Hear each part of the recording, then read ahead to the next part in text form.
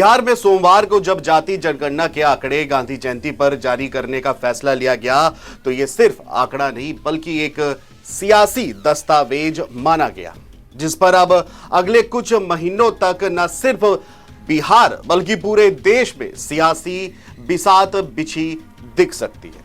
जानकारों के मुताबिक देश की सियासत में मंडल दौर की वापसी के संकेत भी देखने को मिलेंगे।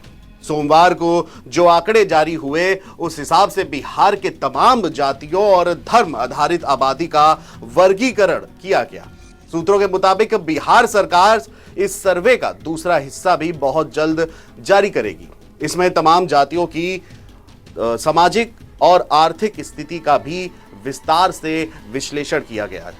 माना यह जा रहा है कि उस रिपोर्ट के आने के बाद यह बहस और भी ज्यादा तेजी से आगे बढ़ेगी।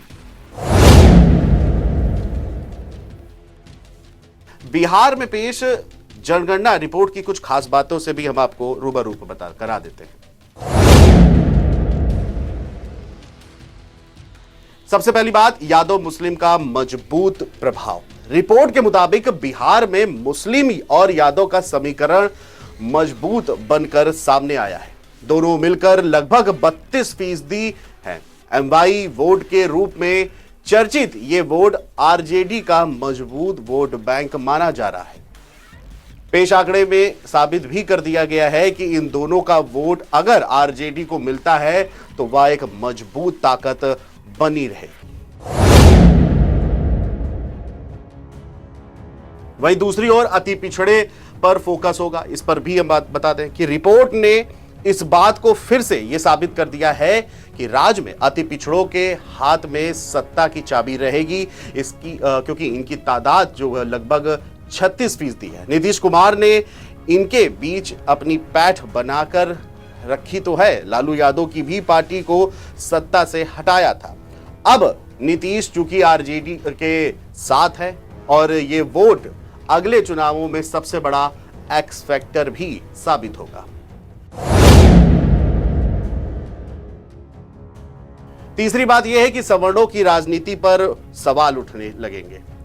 अब बिहार की राजनीति में सवर्ण राजनीति में सवाल उठेंगे। हालांकि यह पता था कि उनकी संख्या कम है, लेकिन महज 10% की तादाद का आंकड़ा आने से उनकी भागीदारियों पर सवाल उठना अब लाजमी हो जाएगा। राज्य की 40 सीटों में से 8 राजपूत सांसद हैं, जिनकी तादाद लगभग 3% है। भूमिहार और ब्राह्मण की तादाद भी 3% से कम है।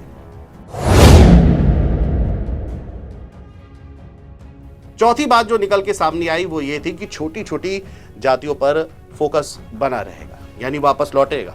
रिपोर्ट के बाद छोटी छोटी जातियां जिनकी आबादी कम है लेकिन उनकी तादाद बहुत है, पर फोकस फिर से लौटेगा। साथ ही उसे नए सिरे से परिभाषित भी किया जाएगा। मल्लाह की आबादी उम्मीद से कम है। साथ ही इन सभी जातियों की तादाद के ठीक ठीक आंकड़े आने से इनके नेताओं को अब नए सिरे से अपनी रणनीति बनानी पड़ जाएगी।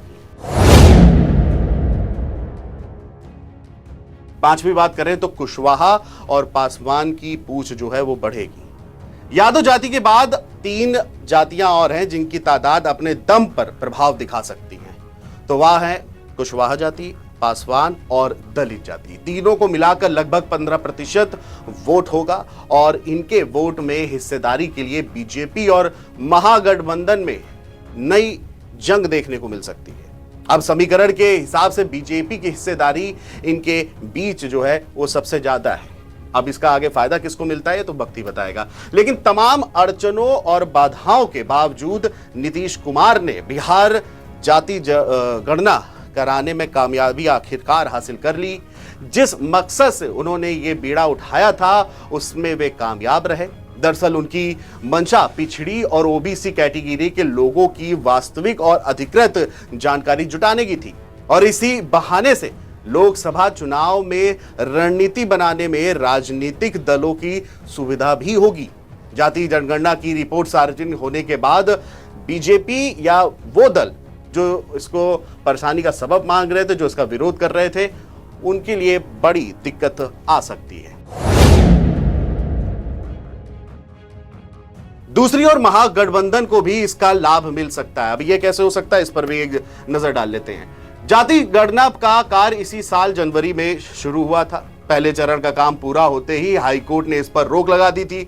मामला सुप्रीम कोर्ट तक चला गया। आखिरकार वो फैसला आया जिससे काम आगे बढ़ने लगे और इसे हरी झंडी मिल गई। इस काम में जितने व्यवधान आए उसका टीकरा नीतीश की पार्टी ने, जेडीयू और लालू प्रसाद यादव की पार्टी आरजेडी ने उन लोगों पर फोड़ा जो भाजपा के कोर वोटर माने जाते रहे हैं। इसका राजनीतिक नफा नुकसान किसे कितना चुकाना होगा ये तो चुनाव परिणाम जब आएंगे 2024 के तब पता चल ही जाएगा। लेकिन इतना तो ये साफ हो चला है कि बिहारी समाज में हिस्सेदारी को लेकर अब सियासी उठापटक का दौर नए सिरे से शुरू हो गया।